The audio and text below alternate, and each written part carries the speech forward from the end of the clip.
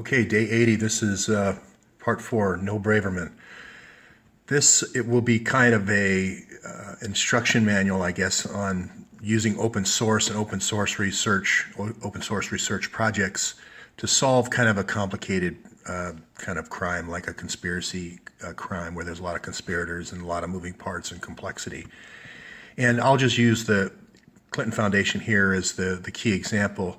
I think it helps to have emails like between these three people, Benghazi emails from Hillary and Petraeus, and then also emails from Hillary to Sid Blumenthal saying, hey, we need to, attack,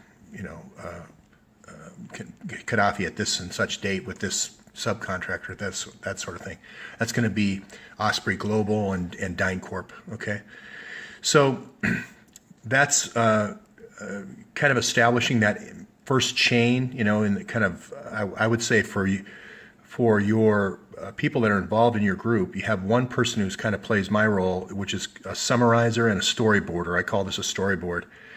And once you can move the characters around a little bit when you're not sure about who's playing what role, but after a while you realize, okay, he's doing the plans, she's calling the shots, he's the bag man, this is your gang, this is the arms, and this is, the sarin gas or whatever. Where are the arms coming from? Where's the plan coming from? Where's the money coming from? That kind of thing. So I'd get that going, a middle chain, and then I think it's a process of adding to the chain through entities that are linked. Petraeus is linked to Neil Brown here at KKNR Global. That's Oil and Arms, Oil and Arms. That's the Senate Foreign Arms Committee, and then that's the Senate Foreign Relations Committee, and then you can look at all the people, all those entities. That's going to lead you to Lindsey Graham and John McCain and so forth. And then, of course, look at relationships like this, husband-wife. Look at his relationships, World Bank. He's the guy who's coming in with the infrastructure for the World Bank for him to put his pipelines in. So, and I like presenting things visually in the storyboard, so people, after a few days, they start recognizing the faces. The problem with most news stories is they just come and go. There's no faces and so forth, and I don't really feel like people get to know the characters that are actually involved. It's kind of like meeting somebody for the first time and then not seeing them again for 3 years. It's hard to remember them, but if you see them 7 or 8 days in a row, you go, oh, okay, I know that guy, or I know that woman. So then I like going back in history, in time. I like going to Wikipedia. I like looking up organizations that people work through. This OTPOR is going to be the organization that Hillary worked through for kind of disrupting, creating these revolutions. When you create the revolutions, you can go in and then get the bank, get all the money, like they did in Libya. But this also happened in Kosovo. It happened in Bosnia before that. And what's good about that is once that pattern is established, then all the contractors and all the players tend to repeat. People, when they get in these kind of, let's call it a crime syndicate, they tend to go back to their old wheelman and their old, enforcers and their old, planners and their old safecrackers and so forth. And so I think that's a good way to kind of create a repeating plan. So that's that slide. Now we're going to go to the FBI. I'm going to give the FBI a little credit here. They did come out with 300 emails out of the 650,000. So again, this is there's nothing to see here, folks. What we did find is what Hillary's cabinet would have looked like, which is Podesta would have been the Secretary of State, and Philippe would have been the White House counselor on counterterrorism. He probably would have been the National Security Advisor. So, and then Neera Tanden would have probably been Health and Human Services. So it just kind of gives you, those are 300 very interesting emails. They didn't say anything about classified information, but I thought they gave a unique insight as to how Hillary's cabinet would have looked, which is interesting. The remedy here is still the same, publish the emails. I mean, this 300 at a time is quite ridiculous. They don't need 5 years to process 650,000 emails. They can go faster than that. If there were 300 emails a day, that might be expeditious enough, but with the kind of team and resources the FBI has, they can do 300 a day easily to see if they're classified or not. So, like I said, Philippe would have been your counterterrorism national security advisor.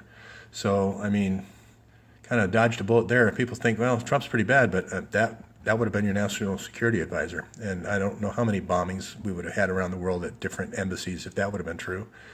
But this Fast and Furious thing's not going to go away. Even if I go away, this is not going to go away. And I should say something. Don't start a project like this unless you're willing to give it your all and pay the ultimate price, because you're going into an area where people have been murdered. It's obvious that that's a risk.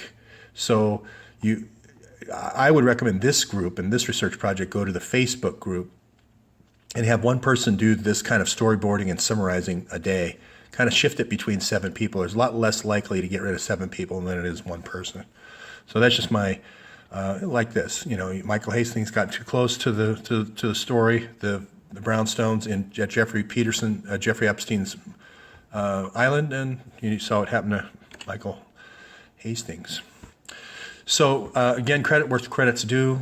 Cynthia McKinney. I also think that there are certain talk show hosts that are more open to this kind of content to promote and get people to come to your channel, whatever your story is, Long Island serial killer, or a lot of the women that are abducted, a lot of different cases that you think are unrelated, but it's actually stringers going out and trying to, during the day, and trying to find out, targets, and then teams, picking them up at night. So Richie Allen, thank you very much. I want to say again, he was a good promoter, and he promoted Cynthia McKinney here a year ago, and she, of course, is the person that called DynCorp out in 2003 and called out Rumsfeld for it and said, why are we giving government contracts to companies that are caught in sex trafficking?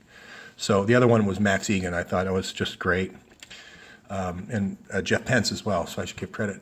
And, I mentioned that Hillary has this DynCorp post and everyone's worried about the shoe to drop, and, this DynCorp thing is going to drop. DynCorp is what Hillary uses. She kind of gets Blackwater out of Iraq. Blackwater is kind of the paramilitary organization the Bushes were using, and she throws them out by making Eric Prince's life miserable and all those people miserable, and she brings in DynCorp. So Flint Chambers and all those people. It's not like this didn't happen, though, in Kosovo. Diane Bolkovic, basically they did a movie on it. It was called Whistleblower, and she saw the sex trafficking and so forth. That was back in Kosovo. So again, CBS News articles, they came out with DynCorp disgrace, sexual trafficking of women, right here.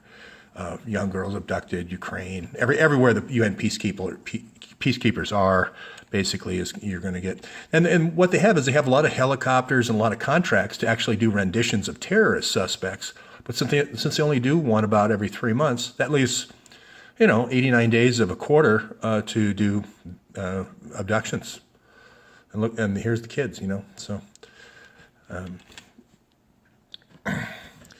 I think you're going to find in a lot of these police shootings and so forth, and I mentioned this with the shooting in Fort Lauderdale, it's always going to be the last person they announce that's going to be the intended target. There's usually 3 or 4 cover murders, and the last person is usually going to be the intended target.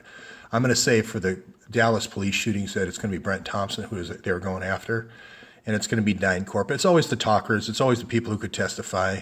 And he had, I think, 5 years with DynCorp. So I can't run that lead down right now, and I don't know how many of the other police officers were in DynCorp, but I'll bet there was probably maybe 1 or 2 more. Just like the 5th victim at Fort Lauderdale ended up being a master sergeant in the Air Force, and I think you're going to find he has some kind of NORAD experience. So this is the spy school. It's here in Denver. The CIA headquarters is out by the airport in Denver International. They do all this training. They do torture training. They do. It is a national program for asset forfeiture targeted at people that, for some reason, are on the list. The bad person's list. These brownstones operations do exist. They're going to happen around Olympics. A lot of your Olympics, so you're going to have DynCorp police working. You're going to find these girls are abducted before the Olympics. You're going to find these kind of oil sheiks coming in. They're going to be a part of the hospitality suite. Services, and then you're going to find them disappearing, or they're sometimes released. They're not murdered, but then they'll also disappear if they talk. You're going to find Pug Winokur is going to be at the beginning of it all. He's the DynCorp chief investor. So, and you're going to find Chris Hill's involved in Kosovo with the child trafficking in Kosovo. So, it is about asset seizure. It is about sexual entrapment. It is about asset forfeiture. He owns he does asset forfeiture for 30 different federal agencies. So That's your partnership. Your partnership is going to be the oil and gas plays, but also it's going to include the folks that are involved in the sexual trafficking. So at these brownstone parties. So I think that's all I'm going to say. I really wanted to talk about transition. I hope whoever picks this project up, if the flag bearer here goes down, really drills down on Carlos Slim. And I've done a lot more research here, and I've noticed that Haiti seems to be the warehouse for both South America and for North Africa and Middle East. They're all being kind of warehoused here, and then they're going to, this is kind of like the parking lot out in the back of the car dealership, and Jeff Epstein's is kind of like the showroom. So they helicopter the kids from the warehouse over to the showroom. You're also going to find another warehouse in Puerto Rico as well. So that's just for the future. And you're also going to find defense contractors doing the hosting. So you're going to find the contractors for oil and gas doing the hosting. So anywhere they're doing hosting and a lot of catering, that's where you're going to look for your targeting, where you're inviting the girls. And it's also going to be Lockheed. I mentioned Lockheed in Boulder, Colorado, that you're going to see. And then down in Los Angeles near the Scientology in Burbank, or Hollywood Boulevard. So, again, longtime DynCorp employee.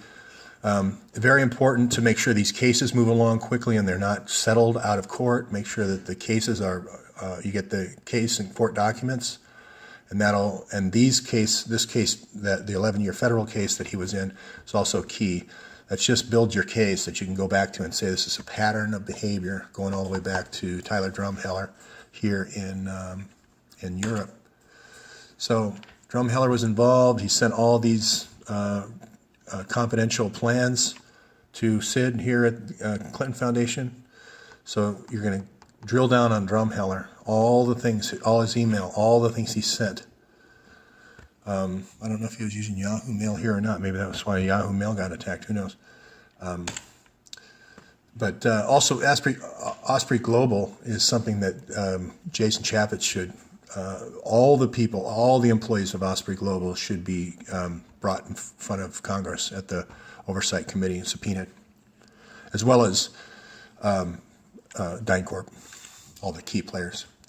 So their search warrant, half of them, even in the limited hangout emails they gave, half of them were classified. So that just shows you there's going to be about 500,000 classified emails. And here's a New York police officer, chief of detectives, that says as much. He says, in his own words, child exploitation, sex crimes, perjury, obstruction of justice, money laundering, pay to play. So again, I'd say to Preet here at the Southern District of New York, it really is time to get on the right side of this. Stop worrying about Time Magazine so much and look uptown at about 76th Street over by the Metropolitan Museum, if you don't know where Council on Foreign Relations is, and that's where your case is going to be. Don't worry about time so much. That's Fifth Avenue. Go up to 3rd Avenue. You're going to find the case there. Thanks very much.